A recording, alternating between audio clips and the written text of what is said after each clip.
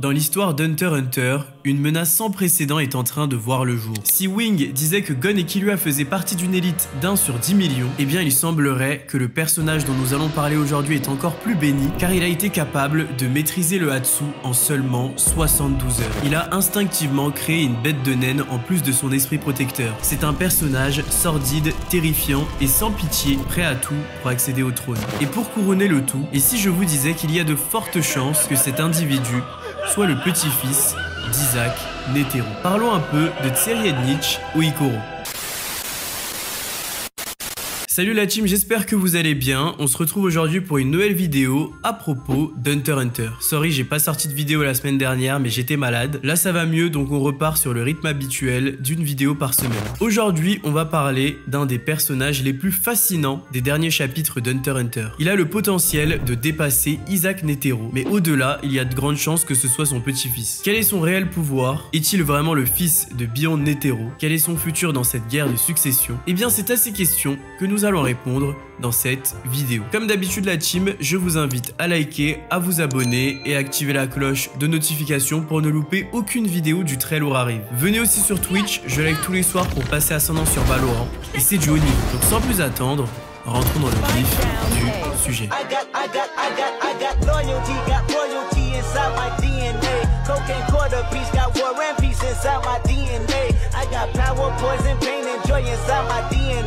I got hustle, though, ambition, flow inside my DNA. I was born like this, immaculate conception. Tseriednich est le 4e prince de l'Empire Kakin. Il est le fils cadet de la première femme de son père, Unma. C'est un homme très cultivé qui s'intéresse à énormément de choses. Il est poli, érudit et ses centres d'intérêt vont du football à la philosophie. Il est doté d'une intelligence très vive dont il est très fier. Mais derrière ses apparences, Tseriednich est en réalité un sociopathe inhumain. Il se livre à d'horribles massacres et à la collecte de parties du corps humain. Il est introduit auprès de Kurapika comme un détenteur de plusieurs paires des yeux écarlates. Il se considère comme un artiste qui recherche des œuvres d'art inspirantes que des personnes belles et jeunes produisent lorsqu'elles sont confrontées à des situations extrêmes. Mais ce qu'il souhaite par-dessus tout, c'est d'être le prochain roi de Kakin. Par conséquent, lorsqu'il a compris que l'expédition vers le Dark Continent était en fait un deathmatch entre lui et ses frères et sœurs, il était le plus heureux. Theta, l'une de ses gardes du corps, le décrit comme le mal à l'état pur. On comprend bien qu'un personnage aussi sordide ne devrait surtout pas obtenir une grande puissance, car ce serait un réel danger pour l'humanité. La détermination de Tseriednich est vraiment particulière. Il veut absolument devenir roi et tout porte à croire qu'il est prêt à absolument tout pour atteindre son objectif.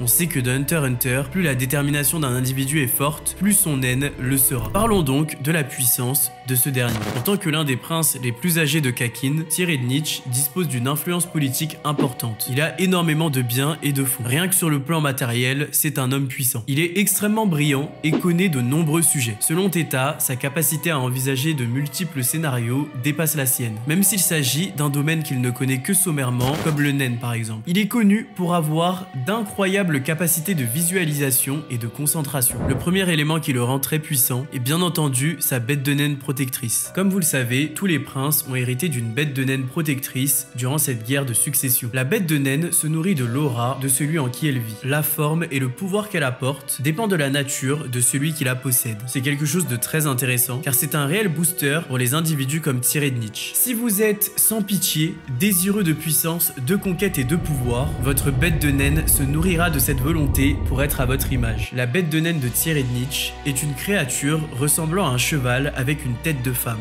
Le type et ses capacités exactes n'ont pas encore été dévoilés, mais certains des pouvoirs de cette bête de naine ont pu être observés. La bête de naine de Tseriednich peut étendre son cou sur plusieurs mètres et traverser les murs. De plus, elle peut détecter les créatures manipulées et les auras hostiles et peut les neutraliser. Lorsque Tseriednich pose une question à quelqu'un, sa bête approche son visage de la personne à qui il pose la question. Si elle juge que la personne dit la vérité, la bête spirituelle gardienne recule. Mais si elle détermine que la personne ment, elle la marque d'une coupure. La coupure s'aggrave et devient une plaie infectueuse de taille moyenne si la personne ment une seconde fois. La bête spirituelle de Tserednich est capable de parler. Elle avertit verbalement les personnes qui mentent une seconde fois de ne pas continuer à mentir, sous peine d'être transformée en quelque chose d'inhumain. On ne sait pas encore ce qui se passe si une personne ment une troisième fois, mais en tout cas ça a l'air terrible d'être transformée en quelque chose d'inhumain.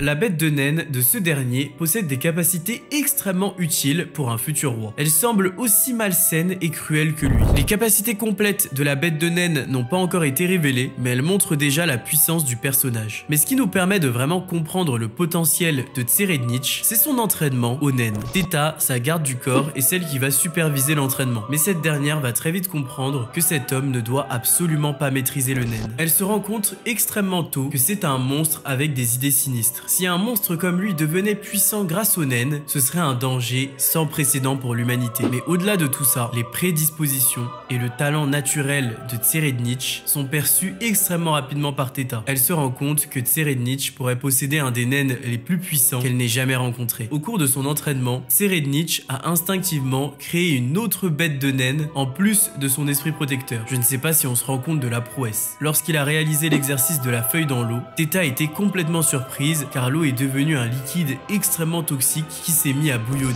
Tserednich est donc de la spécialisation. L'une des catégories de naines les plus redoutables si vous voulez mon avis. Theta réalise alors qu'il faut absolument qu'elle en finisse avec le quatrième roi. Un être aussi malsain ne devrait pas posséder un tel pouvoir. Elle comprend qu'elle doit saisir la première opportunité pour tenter de le tuer avant qu'il ne soit trop tard. Theta décide d'entraîner le prince au Zetsu. Elle met l'accent sur le Zetsu, lui expliquant que c'est l'élément le plus important du naine. Maîtriser le naine, c'est maîtriser le Zetsu. Voilà ce qu'elle lui dit. Bon, cette dernière hype un peu le Zetsu, mais consciemment, car son objectif est de le rendre le plus vulnérable afin de pouvoir le tuer. Mais malheureusement, en faisant cela, cette dernière n'a fait que révéler son vrai potentiel. Lorsque le prince se met dans un état complet de Zetsu, Theta en profite pour lui tirer une balle en pleine tête. Elle le voit subir son attaque et tomber raide mort sous ses yeux. Mais l'instant d'après, le prince était là et en pleine forme. Il se tenait juste à côté d'elle. Nous découvrons alors la vraie capacité de Tserednich qui s'active lorsqu'il rentre dans un état complet de Zetsu. Après avoir fermé les yeux, Tserednich reçoit une vision de 10 secondes dans le futur. La vision est instantanée, c'est-à-dire qu'aucun temps ne s'écoule dans le présent entre le début et la fin de la vision. C'est grâce à cette habilité qu'il a pu survivre à l'attaque de Theta. Ce pouvoir est juste complètement cheaté, car non seulement il peut voir le futur et donc anticiper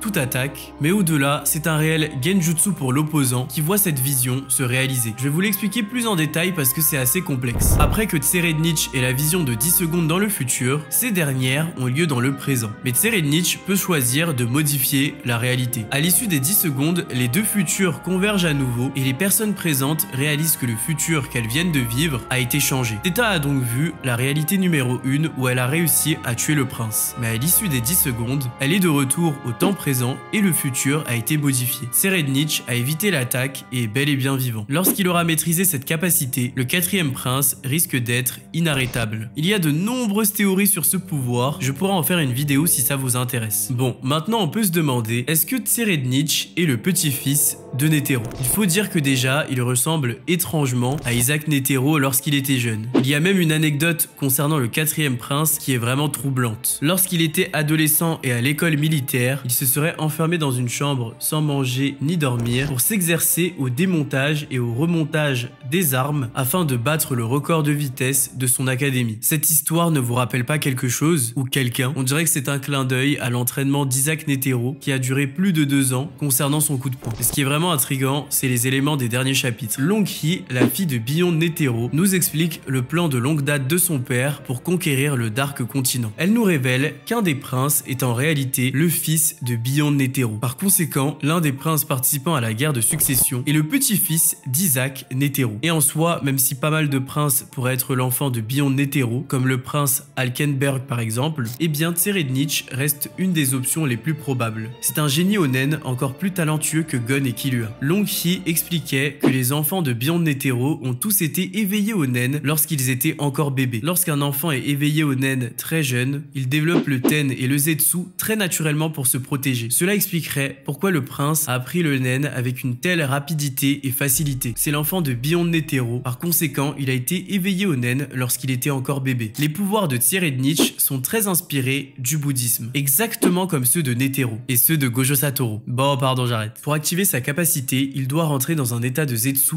totale qui est comparable au rituel de méditation bouddhiste. C'est un peu une méditation qui lui permet de vivre le futur dans une autre dimension. Je pense que l'enfant de Beyond qui participe à la guerre de succession est forcément quelqu'un de puissant, ou du moins quelqu'un qui a toutes ses chances de gagner le trône. Oui, parce qu'on peut se demander pourquoi Beyond voudrait qu'un de ses enfants participe à la guerre de succession. Et la raison est très simple, c'est son désir de conquête du Dark Continent. Beyond Netero doit sûrement vouloir que son fils accède à l'ancien naine qui sera d'une grande utilité sur le Dark Continent. Nous savons, depuis qu'Alkenberg a attaqué le roi, que le gagnant de la guerre de succession héritera de l'ancien naine et de tout le pouvoir décisionnel concernant la succession de l'Empire de Kakin. Et si c'était ça que Beyond souhaitait depuis le début? Pour ces raisons, je pense que le 4e prince a énormément de chances d'être le petit-fils de Netero, ce qui expliquerait sa puissance extraordinaire. Je pense bien évidemment que Tserednich aura un rôle plus qu'important à jouer dans la suite des événements. Il possède les yeux que Kurapika veut récupérer et il est prêt à tuer tous ses opposants pour être le prochain roi. Lorsqu'il aura maîtrisé le naine parfaitement, il deviendra sûrement un combattant hors du commun. Et s'il est vraiment le petit-fils de Netero, il est très probable qu'il finisse par le surpasser. Ce qui est très intéressant, c'est que Tserednich est un vrai psychopathe. Pour moi, ce n'est pas un méchant comme les autres. Il semble trouver un réel plaisir à voir ses ennemis souffrir, à les torturer psychologiquement, à les démanteler dans tous les sens du terme. On peut le voir un peu par sa relation avec Theta. Sa bête de naine, qui je le rappelle se nourrit de sa volonté et de son aura, menace ceux qui mentent de les transformer en quelque chose d'inhumain. Et je trouve que cet élément est très parlant. Tserednich est celui qui transforme les autres en quelque chose d'inhumain. Il dispose de 2 bêtes de naine et d'un Hatsu complètement inédit qui semble extrêmement puissant. Je me demande comment Kurapika va faire face à un tel adversaire. Voilà la team, c'était tout pour cette vidéo, j'espère qu'elle vous a plu. Dites-moi en commentaire ce que vous pensez de Tserednich et quelles sont vos théories pour la suite. Je vous dis à la semaine prochaine pour une nouvelle vidéo. On va parler pas mal de Hunter x Hunter je pense, j'ai beaucoup de choses à dire. D'ici là, prenez soin de vous, restez sur vos gardes et à très vite.